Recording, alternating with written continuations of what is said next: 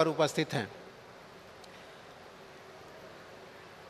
देवियों सज्जनों, अतिथि देवो भव हमारी संस्कृति रही है और इसी तारतम्य में कार्यक्रम की श्रृंखला में मेरा निवेदन प्रेषित है। माननीय मंत्री प्राविधिक शिक्षा उत्तर प्रदेश श्रीमान आशुतोष टंडन जी, जिन्हें प्रदेश के लोग स्नेह एवं सम्मान से गोपाल जी के नाम से संबोधित करते हैं, कृपया स्वागत भाषण प्रस्तुत करने की कृपा करें। माननीय मंत्री प्राविधिक शिक्षा।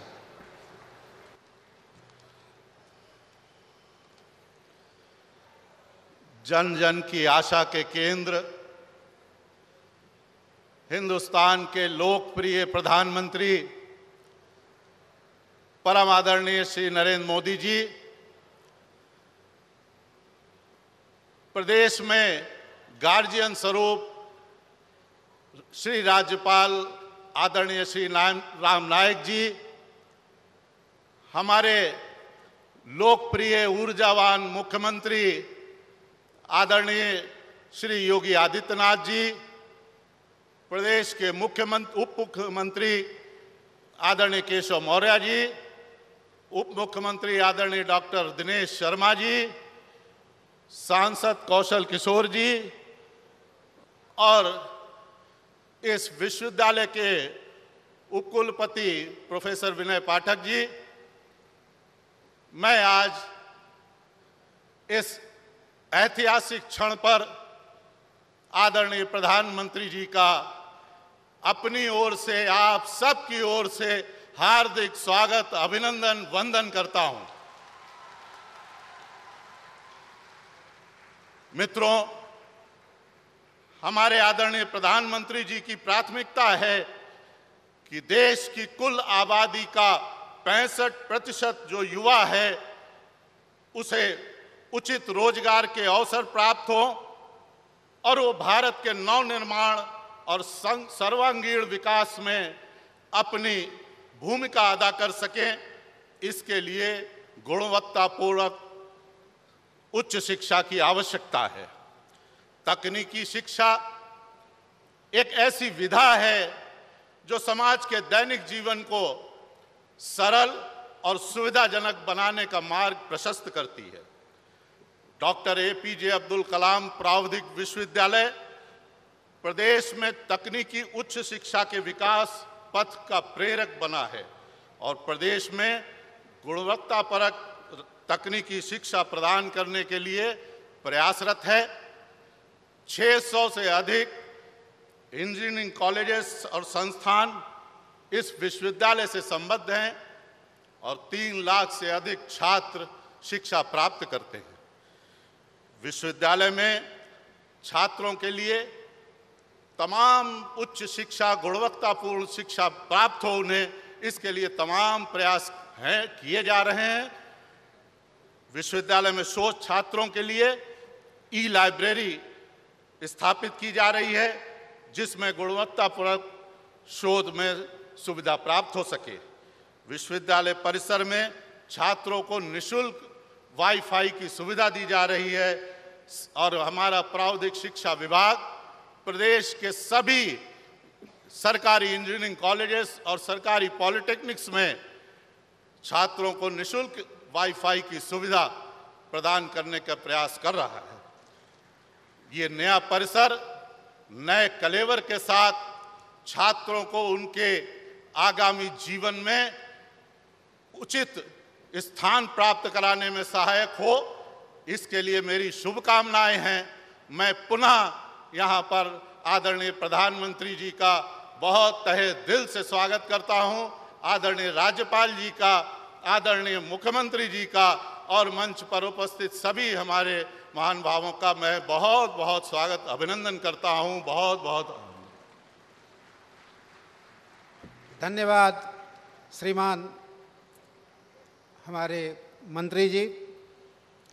दोस्तों, साथियों, आपने सबके बारे में, हमारे विश्वविद्यालय के बारे में बताया भी और स्वागत भाषण दिया।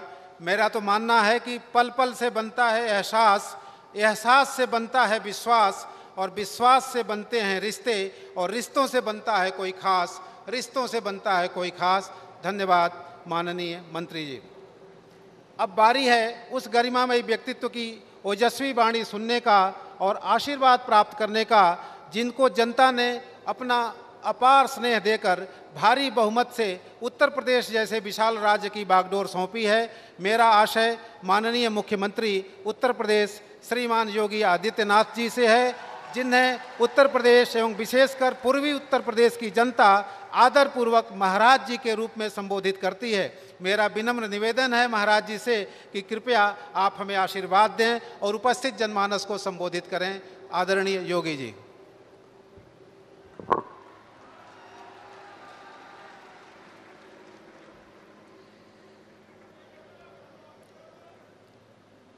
आज के इस समारोह के मुख्य अतिथि देश के यशस्वी प्रधानमंत्री आदरणीय श्री नरेंद्र मोदी जी, प्रदेश के माननीय राज्यपाल श्री राम नाईक जी, मेरे सहयोगी उप मुख्यमंत्री द्वय माननीय श्री केशव प्रसाद मौर्य जी, माननीय डॉक्टर दिनेश शर्मा जी, उत्तर प्रदेश के प्राविधिक शिक्षा मंत्री माननीय आशुतोष टंडन जी, ग्राम्य विकास के राज्य मंत्री स्वतंत्र प्रभार डॉक्टर महेंद्र सिंह जी, माननीय सांसद कौशल किशोर जी, AKTU के कुलपति प्रोफेसर विनय कुमार पाठक जी, आज के इस समारोह में उपस्थित AKTU और उससे संबद्ध विभिन्न संस्थाओं के सभी सम्मानित आचार्यगण, विद्यार्थीगण, उपस्थित महानुभाव एवं पत्रकार मित्रों, आज हम सबके लिए ये अत्यंत हर्ष और गौरव का विषय है कि डॉक्टर APJ अब्दुल कलाम प्राविधिक विश्वविद्यालय के नवीन परिसर के लोकार्पण हेतु हमारे बीच में देश के यशस्वी प्रधानमंत्री आदरणीय श्री नरेंद्र मोदी जी उपस्थित हैं। मैं इस अवसर पर आदरणीय प्रधानमंत्री जी का उत्तर प्रदेश सरकार की ओर से हृदय से स्वागत करता हूं, अभिनंदन करता हूं।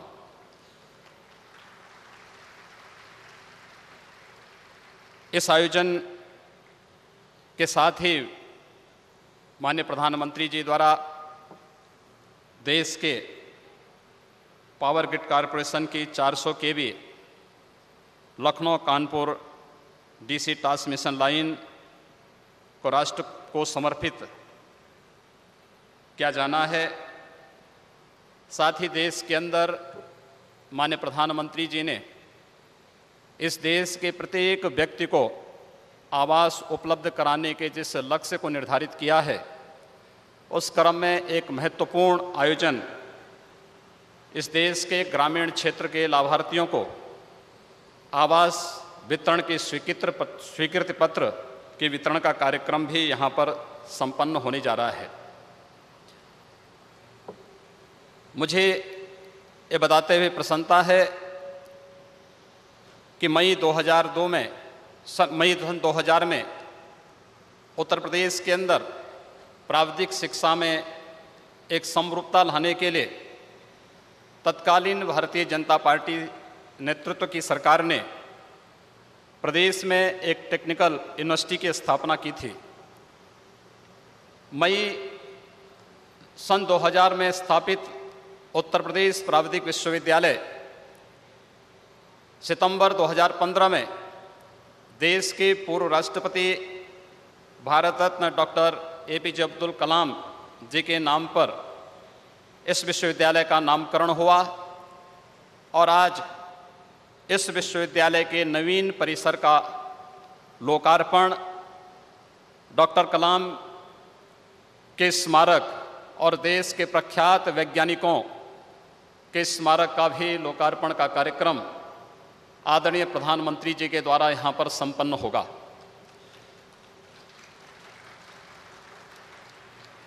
उत्तर प्रदेश का यह प्राविधिक विश्वविद्यालय उत्तर प्रदेश के 621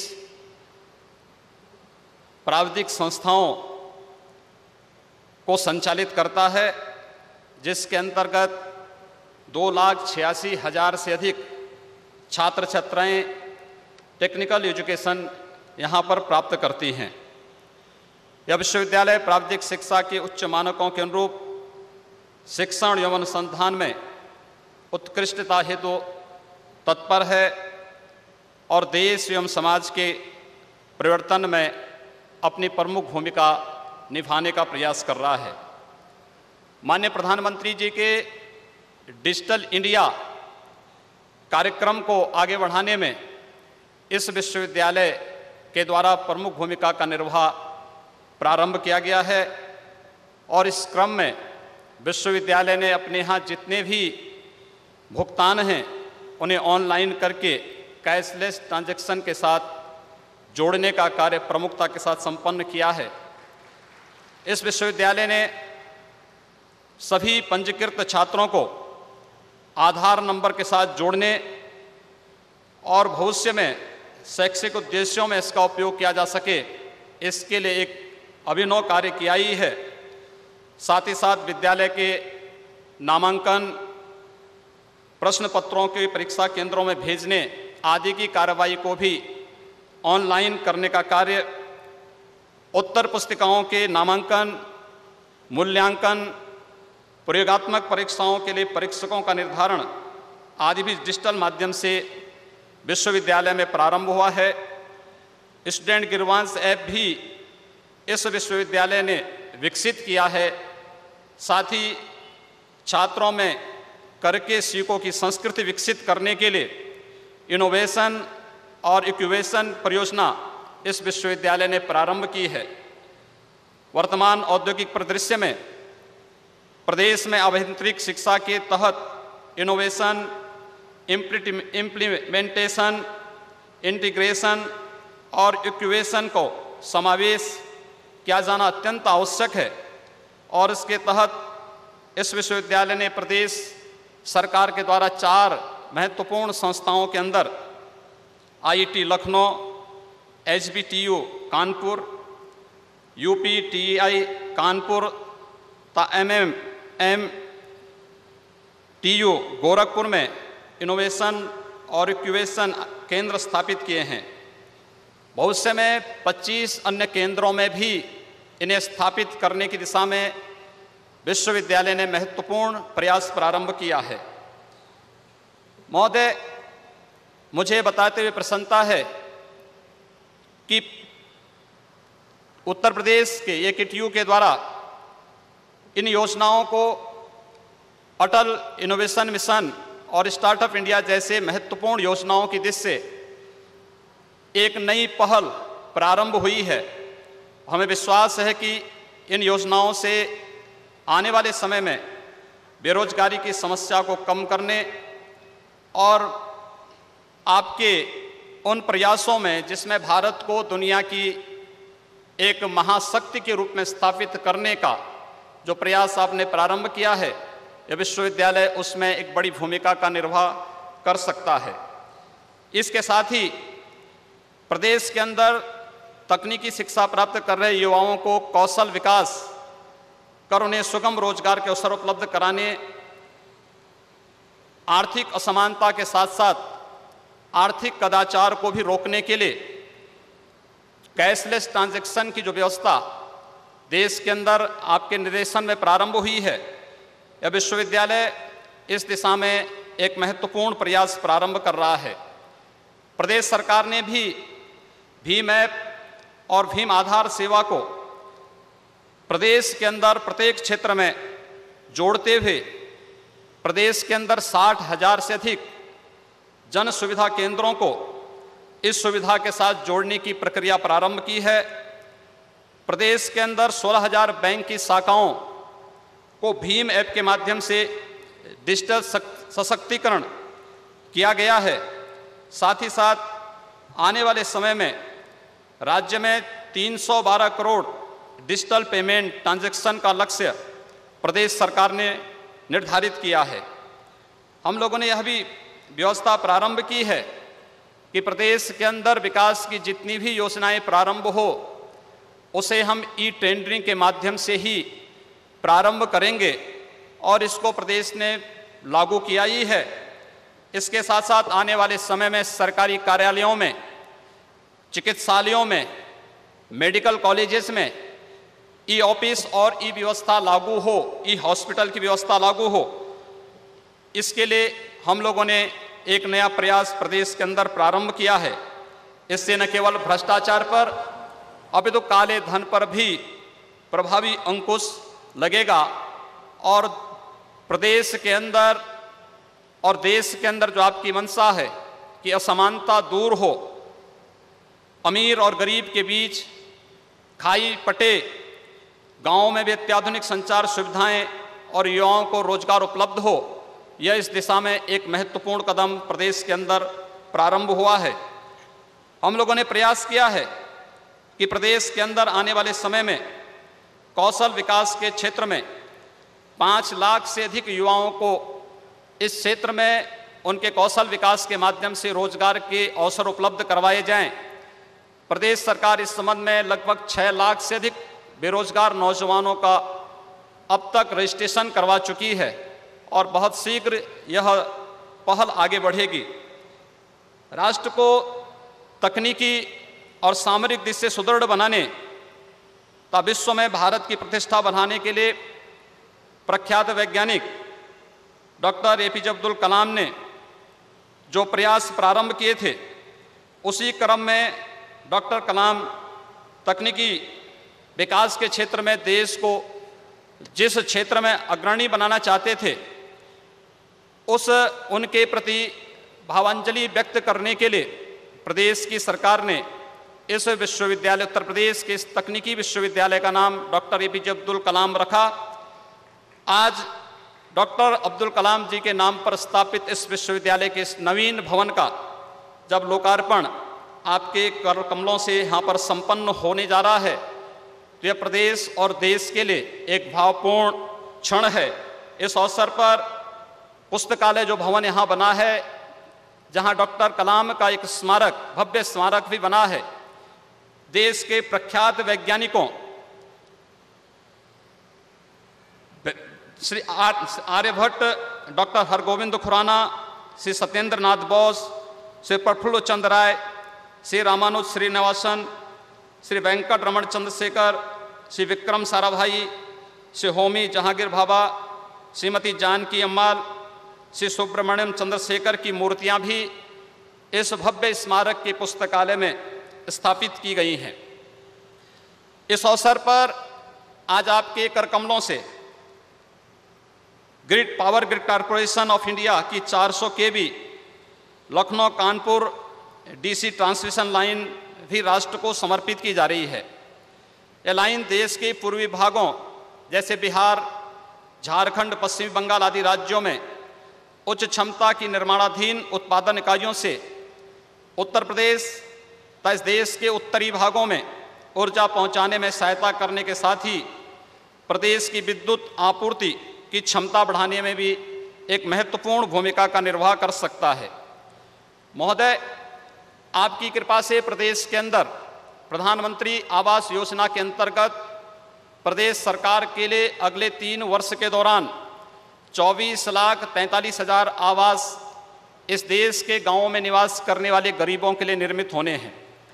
उत्तर प्रदेश के अंदर यद्यपि आपने इस योजना का शुभारंभ 2016 में आगरा से प्रारंभ किया था, पर्याप्त मात्रा में धनराशि दिए जाने के बावजूद पूर्ववर्ती सरकारों के द्वारा रुचि न लिए जाने के कारण उत्तर प्रदेश सरकार ने लक्ष्य निर्धारित नहीं कर पाई थी।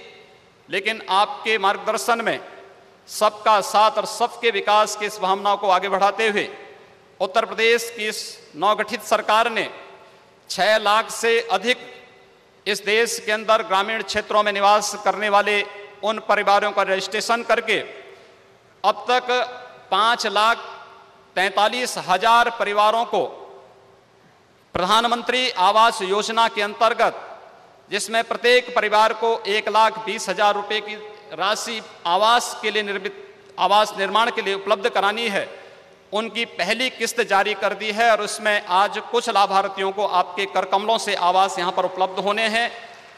हम लोगों ने यह भी निर्धारित किया है कि इस वर्ष उत्तर प्रदेश सरकार 10 लाख से अधिक ऐसे गरीबों के लिए आवास निर्मित कराएगी और आगामी 3 वर्ष के अंदर 24 लाख के उस लक्ष्य को उत्तर प्रदेश सरकार प्राप्त करेगी, जो आपने इस देश के अंदर प्रत्येक परिवार को एक एक आवास प्रदान करने के लक्ष्य निर्धारित किया है।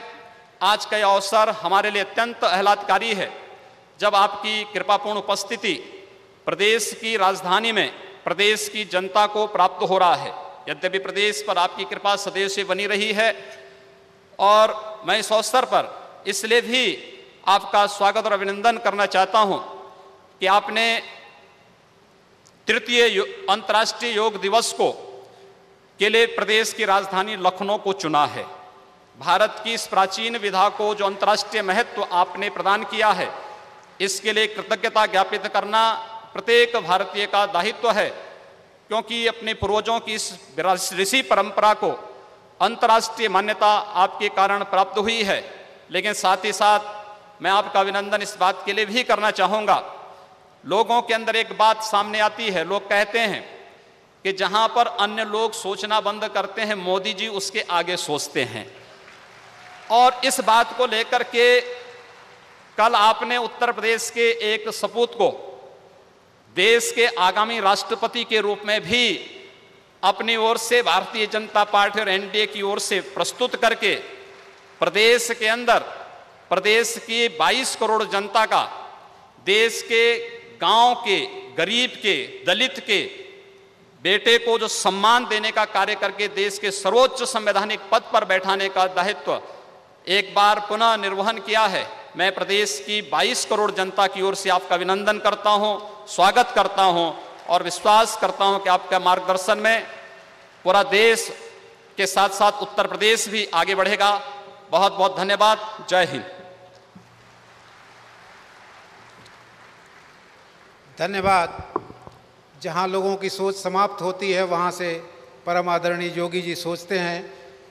सज्जनों, सर का, योगी जी का ये सपना होता है कि रास्ते पर चल सके या प्रदेश मेरा शान से, रास्ते पर चल सके या प्रदेश मेरा शान से, हर सफर अब हो शुरू एक गीत के मुस्कान से, मील का पत्थर नया जिस पर सवेरा हो लिखा, शीश ऊंचा राष्ट्र का हो प्रगति के आह्वान से, प्रगति के आह्वान से। बहुत बहुत धन्यवाद माननीय मुख्यमंत्री महोदय। अब अवसर है माननीय मुख्य अतिथि महोदय द्वारा उनके कर कमलों से डॉक्टर एपीजे अब्दुल कलाम प्राविधिक विश्वविद्यालय के इस नवीन परिसर के लोकार्पण तथा 400 केवी लखनऊ कानपुर डीसी पारेषण लाइन के राष्ट्र को समर्पित करने का। इस क्रम में मेरा निवेदन प्रेषित है माननीय मुख्य अतिथि माननीय प्रधानमंत्री भारत सरकार से कि कृपया लोकार्पण करने की कृपा करें।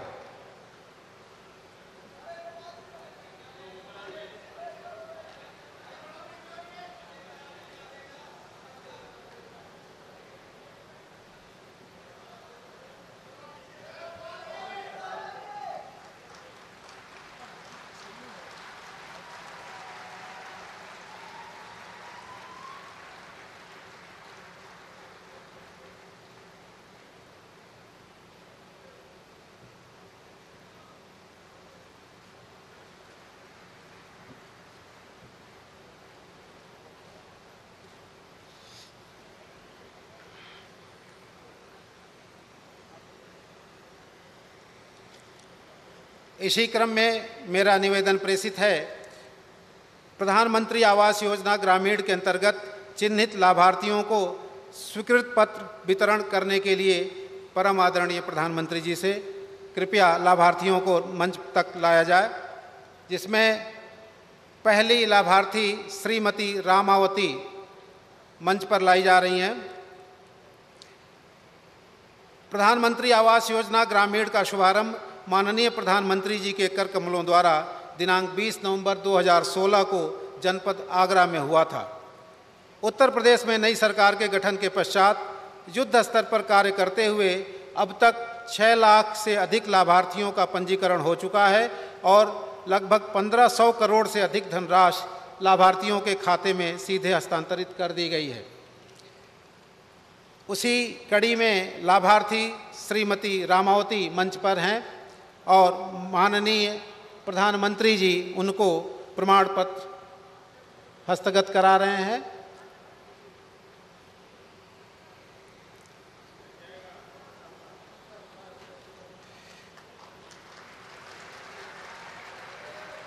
उक्त योजना के अंतर्गत सरकार की अभूतपूर्व प्रगति के आलोक में माननीय प्रधानमंत्री जी के कर कमलों से सांकेतिक रूप में इन लाभार्थियों को सर्टिफिकेट दिया जा रहा है।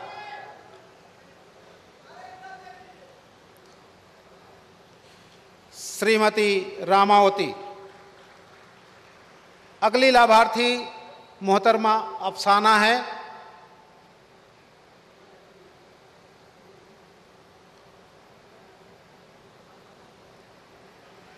अफसाना को प्रमाण पत्र दिया गया। श्रीमती ललिता।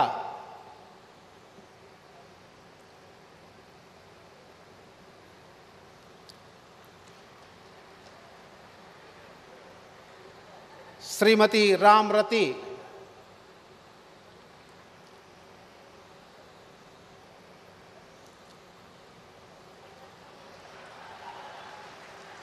माननीय प्रधानमंत्री से आशीर्वाद प्राप्त करती हुई श्रीमती रामरती।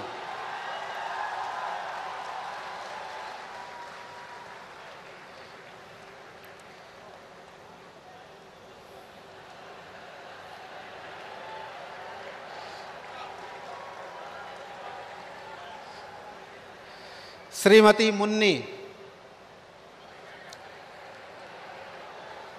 जिंदगी के कई मुकाम अभी बाकी हैं, जिंदगी के कई इम्तिहान अभी बाकी हैं, अभी तो नापी है मुट्ठी पर जमीन हम सब ने, अभी तो सारा आसमान अभी बाकी है, आगे तो सारा आसमान अभी बाकी है। श्रीमती मुन्नी देवी।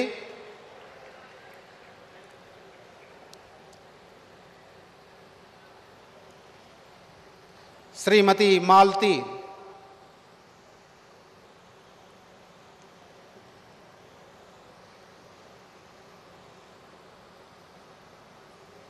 श्रीमती कैलाशा।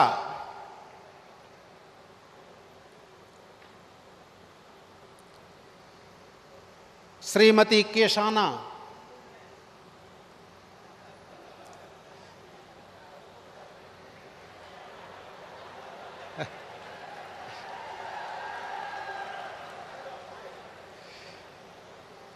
श्रीमती केशाना।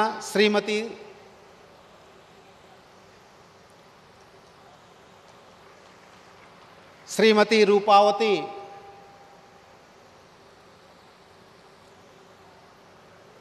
श्रीमती रीना।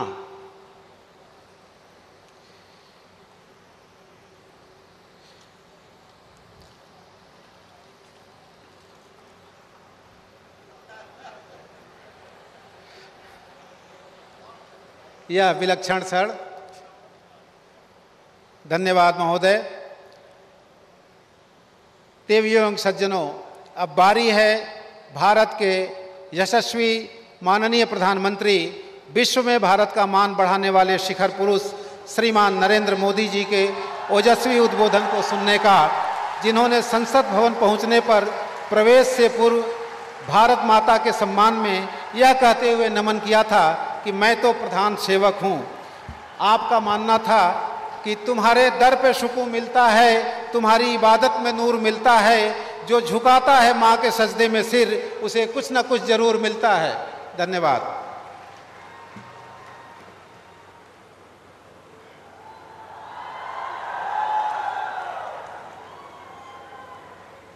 उत्तर प्रदेश के राज्यपाल श्रीमान राम नाईक जी, उत्तर प्रदेश के ऊर्जावान मुख्यमंत्री श्रीमान योगी आदित्यनाथ जी,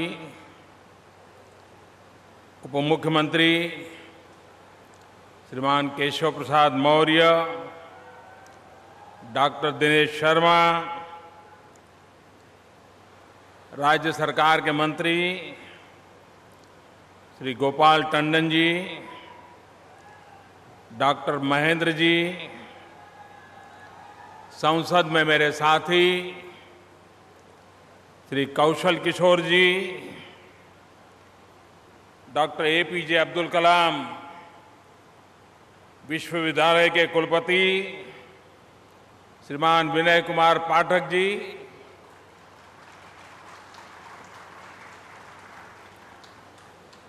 और नौजवान साथियों,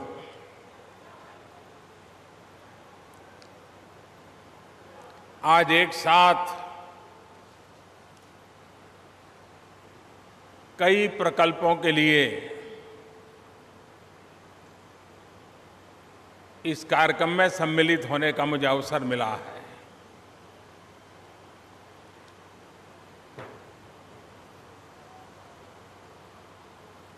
उत्तर प्रदेश में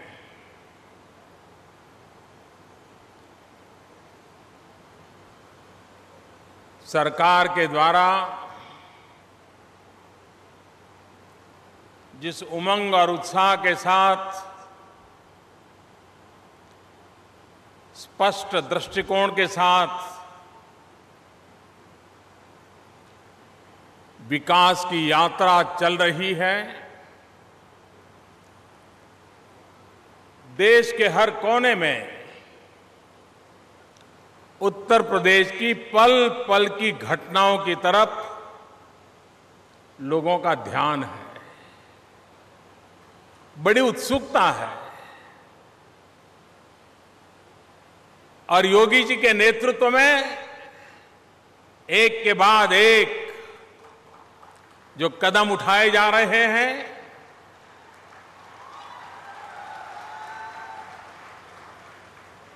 परिश्रम की पराकाष्ठा करते हुए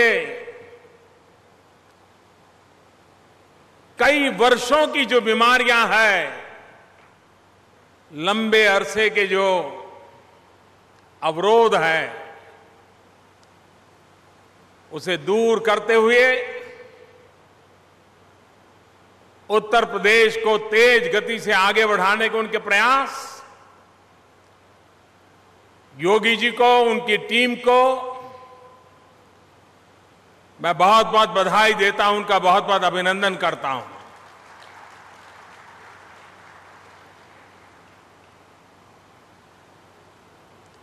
आज मुझे कुछ समय ड्रग रिसर्च इंस्टीट्यूट में बिताने का अवसर मिला।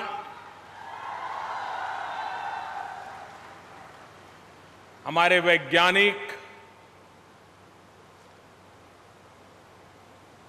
मानवता के लिए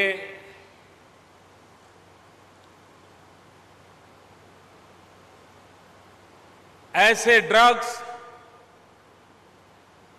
जो सस्ते भी हो, कारगर भी हो और साइड इफेक्ट के बिना त्वरित उपचार करने वाले हो, उसके संशोधन में अपनी पूरी जिंदगी लेबोरेटरी में खपा रहे हैं।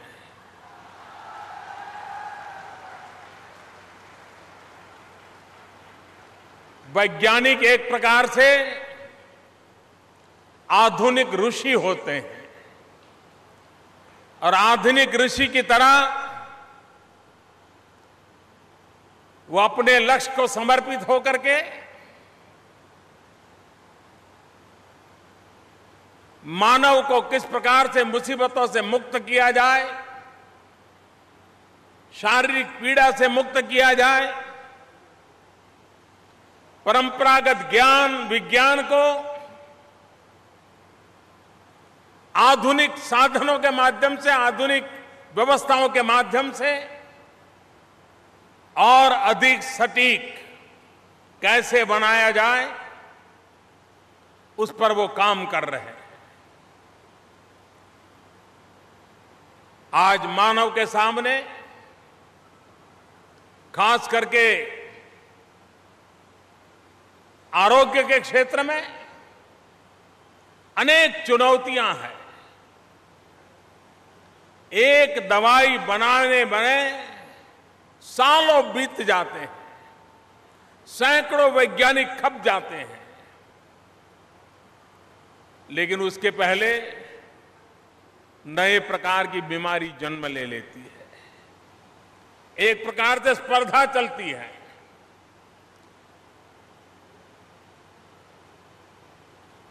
लेकिन विज्ञान की मदद से, इनोवेशन के सहारे हमने इस दोषों को परास्त करना है, बीमारियों को परास्त करना है और गरीब से गरीब व्यक्ति को सस्ते से सस्ती और कारगर दवाई कैसे उपलब्ध हो, इस चुनौतियों को हमने स्वीकार करके विजयी होना है।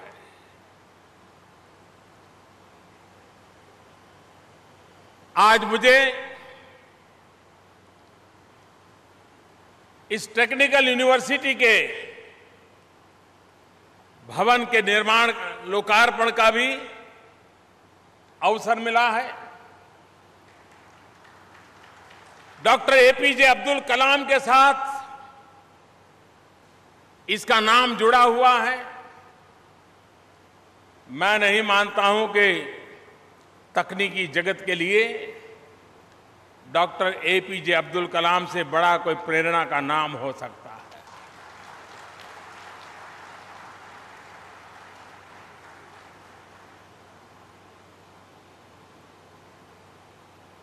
Science is universal, but technology must be local.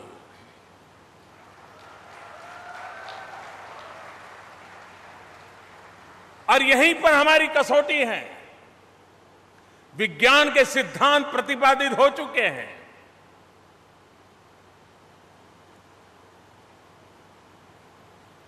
विज्ञान का ज्ञान उपलब्ध है, लेकिन हमारी युवा पीढ़ी से उन चीजों की अपेक्षा है कि उपलब्ध संसाधनों के माध्यम से, जब टेक्नोलॉजी मानव जीवन को बड़ी प्रभावित कर रही है, तब हम टेक्नोलॉजी में वो कौन से संशोधन करें, कौन से आविष्कार करें जो हमारे सामान्य मानवीय की क्वालिटी ऑफ लाइफ में बदलाव लाए।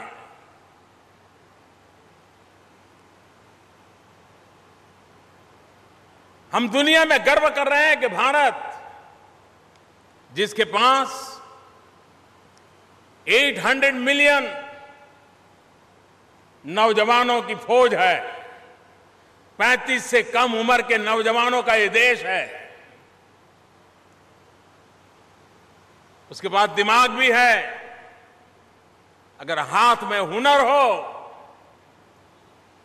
विज्ञान का अधिष्ठान हो और टेक्नोलॉजी का आविष्कार हो, तो मेरा देश का नौजवान विश्व में अपना डंका बजाने का सामर्थ्य रखता है।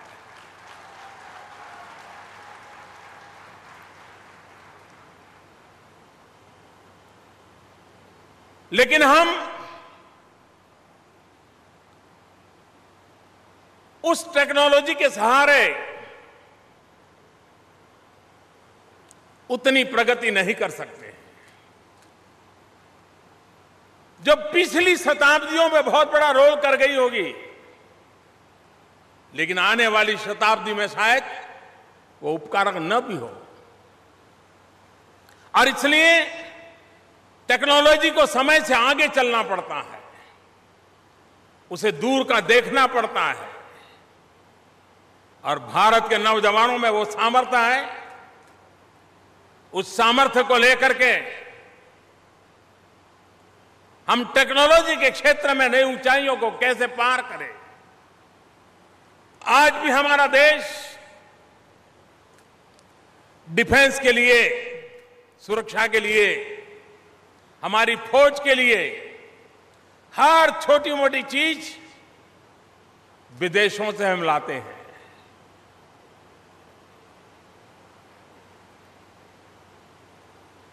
क्या हम बहुत जल्द डिफेंस के सेक्टर में भारत को आत्मनिर्भर नहीं बना सकते हैं?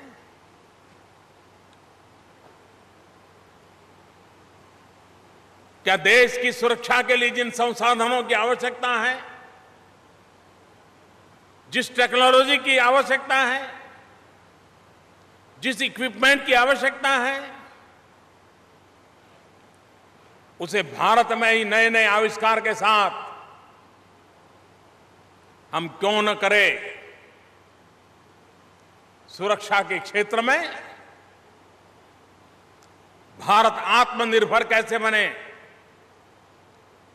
इस सपनों को लेकर के हम आगे बढ़ रहे हैं और इसलिए हमने कई नीतिगत परिवर्तन किए।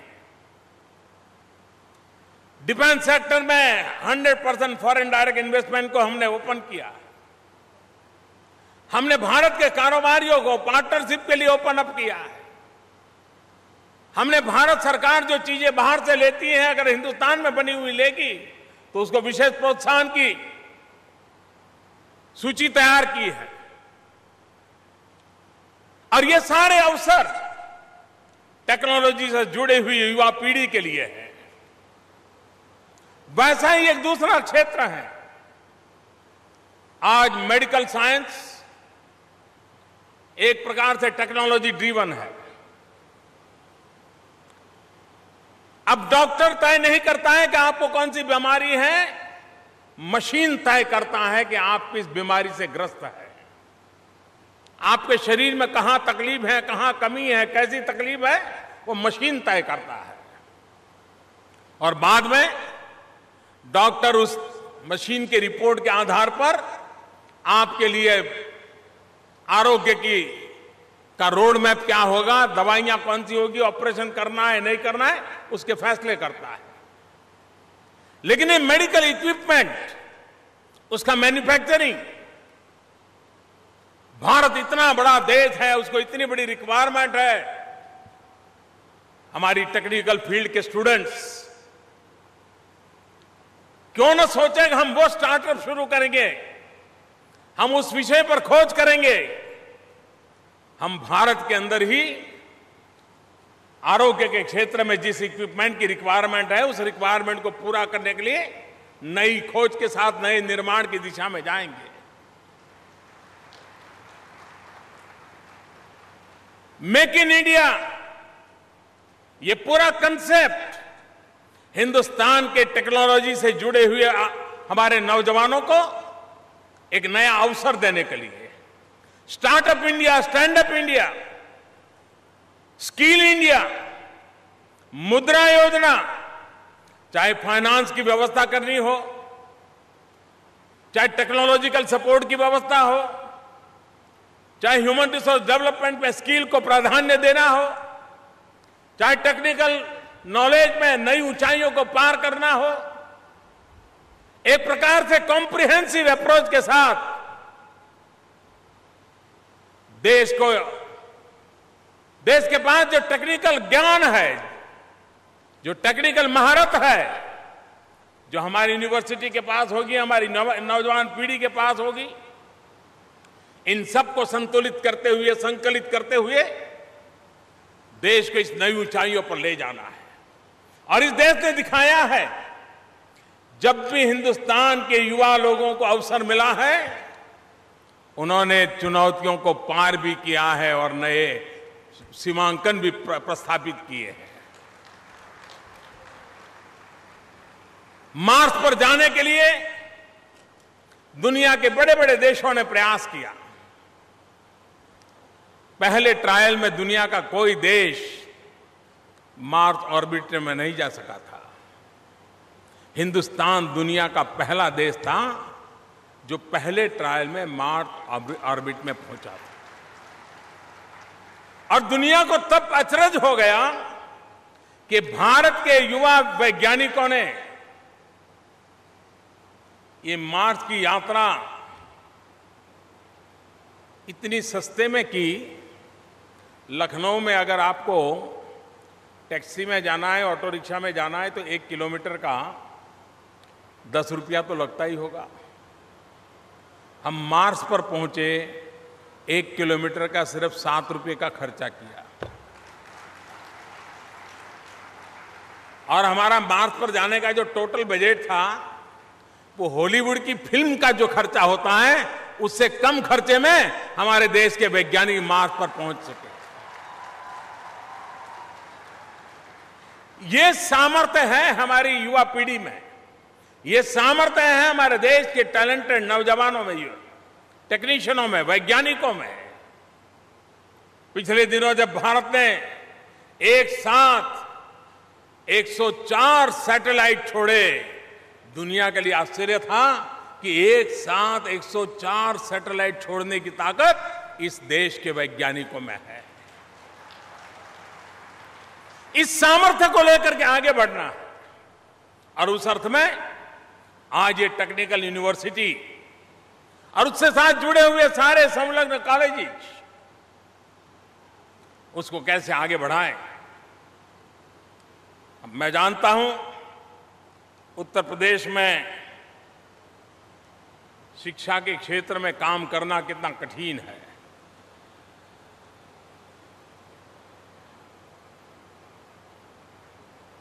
हमारे गवर्नर श्रीमान राम नाईक जी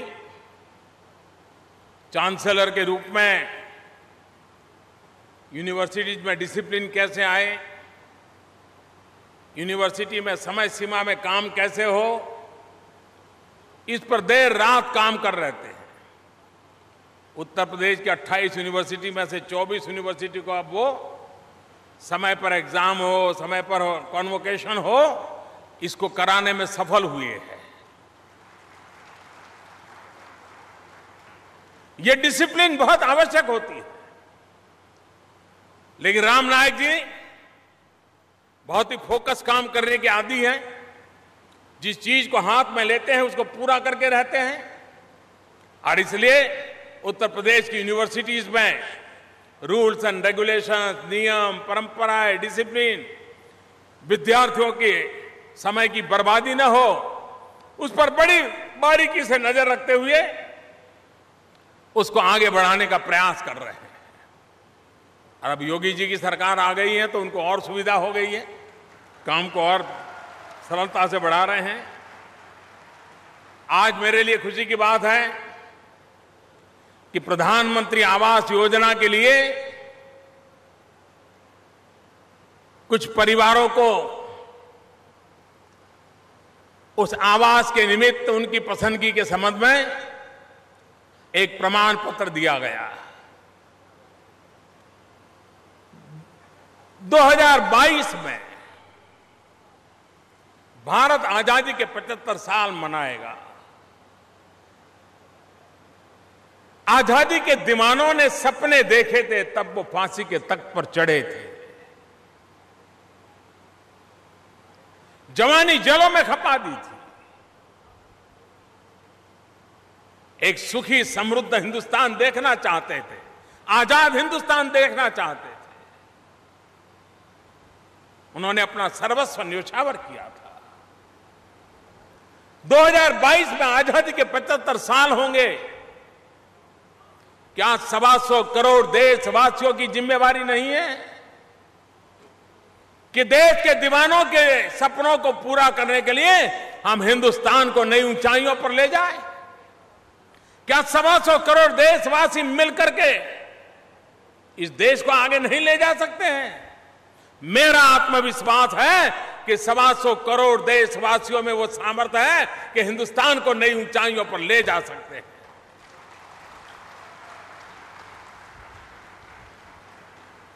हमने एक संप्रदाय संजोया है कि 2022 जब आजादी के 75 साल हो, हिंदुस्तान के गरीब से गरीब के पास उसका अपना रहने के लिए घर हो।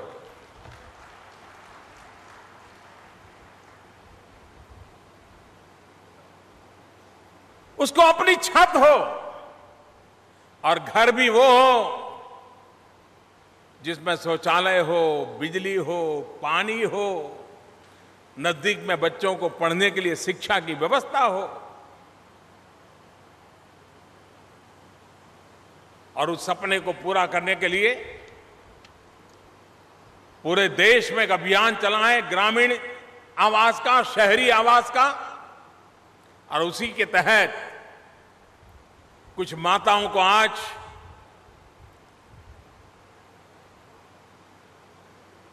आवास मिले, उनको घर मिले, उसके लिए एक सम्मति पत्र सरकार की तरफ से दिया गया है। और एक मां कह रही थी, अब अच्छा हुआ, बोले मेरा मकान बन जाएगा, बच्चों की शादी कराऊंगी और आपको शादी में बुलाऊंगी।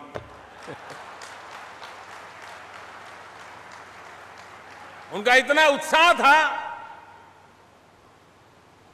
सपने जब सच होने लगते हैं तब इंसान किसी भी अवस्था में क्यों न हो, कुछ कर गुजरने का माजा पैदा होता है। वो मैंने उस मां की बातों से देखा। शब्द उनके थे, लेकिन वो भाव बड़ी प्रेरणा देती थी। आज बिजली, ऊर्जा, ये विकास के लिए बहुत महत्वपूर्ण है। टेक्नोलॉजी ड्रिवन की लाइफ में ऊर्जा का अपना एक सामर्थ्य है।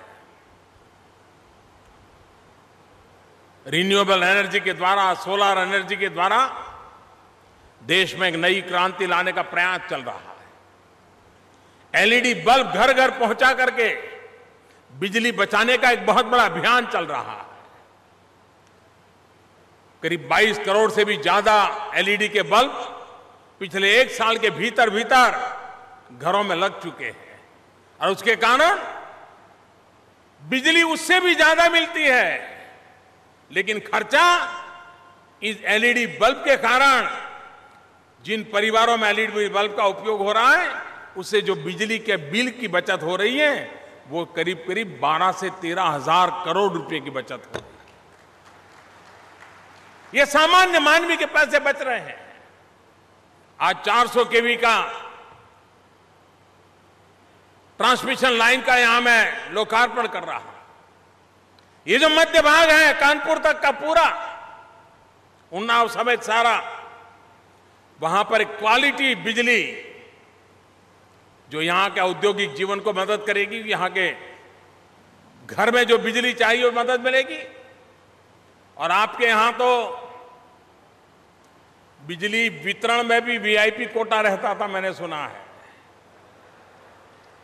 कुछ डिस्ट्रिक्ट बड़े वीआईपी रहते थे, वहां बिजली का एक प्रकार रहता था, और कुछ भी डिस्ट्रिक्ट ऐसे थे। मैं योगी जी की बधाई करता हूं, अभिनंदन करता हूं उनका, कि उन्होंने सभी 75 जिलों को एक समान रूप से बिजली के कारोबार का मदद करने का निर्णय किया। शासन का यही काम होता है। कुछ को विशेष लाभ और कुछ को कुछ नहीं। इसको खत्म करने में कितनी दिक्कत आती है मैं जानता हूं, लेकिन मुझे विश्वास है योगी जी करके रहेंगे। उन्होंने तय किया है, परिणाम लाके रहेंगे। भाइयों बहनों, विकास की नई ऊंचाइयों पर पार करने का देश प्रयास कर रहा है। जीवन के हर क्षेत्र में विकास की नई ऊंचाइयों को पार करना है। 125 करोड़ देश, इन 125 करोड़ देशवासियों का ताकत आज पूरा विश्व ये मानता है कि दुनिया की बड़ी इकोनॉमी में सबसे तेज गति से आगे बढ़ने वाला कोई देश है तो उस देश का नाम हिंदुस्तान है।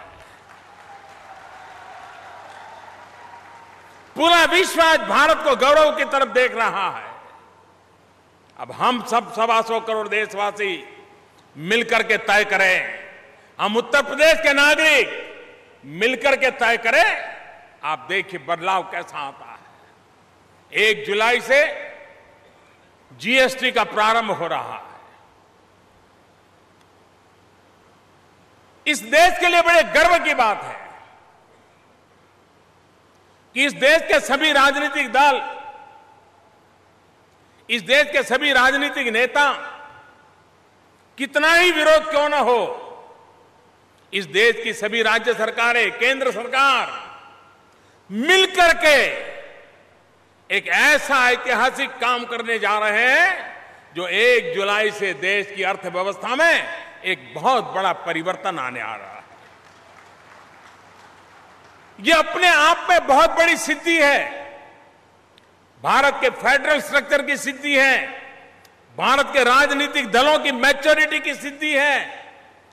दल से ऊपर देश, ये हिंदुस्तान के सभी राजनीतिक दलों ने दिखा दिया है। मैं सभी राजनीतिक दलों का आभारी हूं, मैं सभी राज्य सरकारों का आभारी हूं, मैं सभी विधानसभाओं का आभारी हूं, लोकसभा का, राज्यसभा का आभारी हूं। सबने मिलकर के इस जीएसटी लागू करने के लिए प्रयास सफलतापूर्वक किया है। और मुझे विश्वास है कि 1 जुलाई के बाद नागरिकों के सहयोग से, खास करके छोटे मोटे व्यापारियों के सहयोग से हम सफलतापूर्वक जीएसटी में आगे बढ़ेंगे, तब दुनिया के लिए बहुत बड़ा अजूबा होगा कि इतना बड़ा देश इस प्रकार से ट्रांसफॉर्मेशन कर सकता है। भारत के लोकतंत्र की ताकत का पहचान होगी दुनिया को कि इस देश के सभी दल, सभी भिन्न भिन्न विचारधारा वाले दल देश हित में कंधे से कंधा मिला करके कितना बड़ा फैसला करते हैं, ये दुनिया के सामने एक अजूबा की तरह दिखने वाला है। ये भारत के लोकतंत्र की ताकत है, भारत के लोकतंत्र की मैच्योरिटी की ताकत है, भारत के लोकतंत्र में राजनीतिक दलों की लीडरशिप की मैच्योरिटी की ताकत है कि संभव हुआ है। और इसलिए इसकी क्रेडिट न मोदी को जाती है, न एक सरकार को जाती है, ये 125 करोड़ देशवासियों को जाती है, भारत की मैच्योर्ड लोकतंत्र को जाता है, देश के सभी राजनीतिक दलों को जाता है, देश की सभी विधानसभाओं को जाता है, लोकसभा और राज्यसभा को जाता है। अब इतना बड़ा काम हुआ है, हम उसे समझे। कठिनाइयां हैं तो सरकार ने सारी व्यवस्था की है, इन कठिनाइयों को दूर करने के पूरे प्रयास जारी रहेंगे, लेकिन एक सफल यात्रा और अधिक अच्छी तरह सफल हो, उसके लिए 1 जुलाई से सभी देश के, विशेष करके व्यापारी कौम, ये उसको अपने कंधे पर उठाएं, 2 कदम आगे चले और सरलतापूर्वक उसको पार करने में देश का नेतृत्व ये हमारे व्यापारी आलम करे और करेंगे, ऐसा मेरा विश्वास है। इसी एक अपेक्षा के साथ मैं आप सबको इस कैंपस में पढ़ने वाले, इस कैंपस से जुड़े हुए सभी नौजवानों को हृदय से बहुत बहुत शुभकामनाएं देता हूं। सफलता के लिए बहुत बहुत अभ्यर्थना करता हूं। धन्यवाद। धन्यवाद परम आदरणीय मुख्य अतिथि महोदय, आपका उद्बोधन देश के विकास पर केंद्रित रहा और यह स्पष्टवादिता, पूरे देश इस स्पष्टवादिता की कायल है। सर, हम लोगों का तो ये मानना है कि सत्य को कहने के लिए किसी शपथ की जरूरत नहीं होती, नदियों को बहने के लिए किसी पथ की जरूरत नहीं होती। जो बढ़ते हैं जमाने में अपने मजबूत इरादों के साथ, उन्हें अपनी मंजिल पाने के लिए किसी रथ की जरूरत नहीं होती, उन्हें मंजिल पाने के लिए किसी रथ की जरूरत नहीं होती। देवियों सज्जनों, कार्यक्रम अंतिम पड़ाव पे है। मेरा निवेदन प्रेषित है माननीय कुलपति महोदय से कि मुख्य अतिथि महोदय को स्मृति चिन्ह और अंग वस्त्र प्रस्तुत करें। विश्वविद्यालय परिवार की तरफ से अंग वस्त्र एवं स्मृति चिन्ह, प्रतीक चिन्ह, जिससे कि इस विश्वविद्यालय की यादगार सदैव आपके मानस पटल पे बनी रहे। हम सभी भाग्यशाली हैं कि इस विश्वविद्यालय के इस नवीन परिसर का लोकार्पण माननीय यशस्वी प्रधानमंत्री श्रीमान नरेंद्र मोदी जी द्वारा किया गया। बहुत बहुत धन्यवाद। सभी अतिथिगण को धन्यवाद, जितने यहाँ पर हमारे आगंतुक लोग हैं सबको धन्यवाद। इस व्यवस्था के लिए जो भी लोग प्रत्यक्ष या अप्रत्यक्ष रूप से जुड़े हैं, आप सबको विश्वविद्यालय परिवार की तरफ से धन्यवाद। अगले कार्यक्रम तक के लिए स्थगित किया जाता है।